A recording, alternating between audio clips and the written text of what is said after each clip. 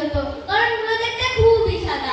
আপনার মতো মেকআপ করা। তাহলে আপনিই বলুন, আপনি আজ থেকে আপেল বেদানা খাবেন নাকি সাদা মূলো খাবেন?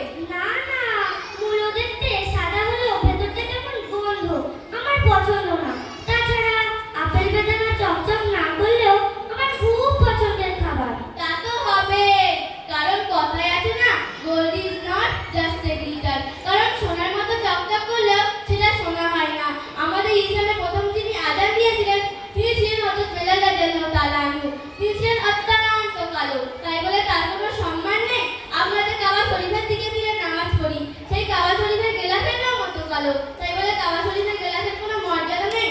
আমরা যে কোরআন তেলাওয়াত করি, সেই কোরআন শরীফের লেখাও তো কালো, তাই বলে কোরআন শরীফের কোনো সম্মান নেই? আচ্ছা রিতা, আমি কি বেপরদার জন্য জাহান্নামে যাব?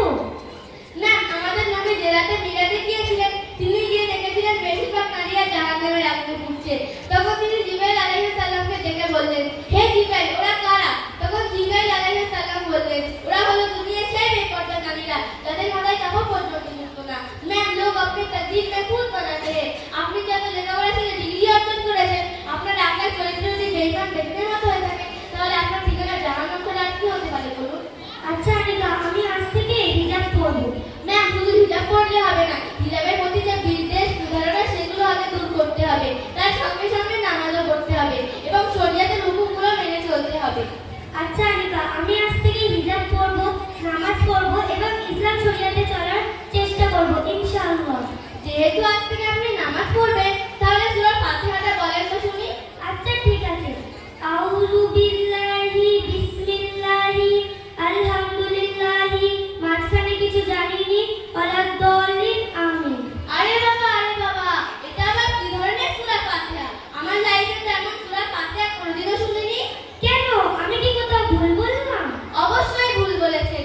আচ্ছা, ওযুর নিয়তটা বলেন তো শুনি। পুষ্পাক পুষ্পাক অতি ঝুমঝুম জবান পাক।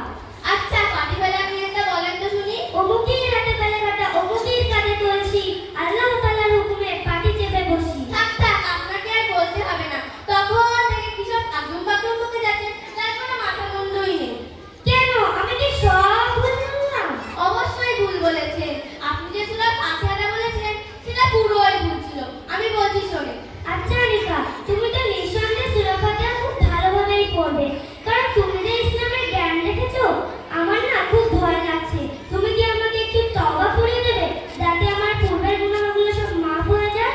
অবশ্যই পড়িয়ে দেব, কেন পড়িয়ে দেব না? আমার সাথে সাথে বলো, আউযু বিল্লাহি মিনাশ শাইতানির রাজীম, আউযু বিল্লাহি মিনাশ শাইতানির রাজীম, বিসমিল্লাহির রাহমানির রাহিম, বিসমিল্লাহির রহমানির রহিম, তাওবা তাওবা, তাওবা তাওবা, আস্তাগফিরুল্লাহ, আস্তাগফিরুল্লাহ, রাব্বি রাব্বি মিন কুল্লি মিন কুল্লি যামবি যামবি ওয়া আতুবু ওয়া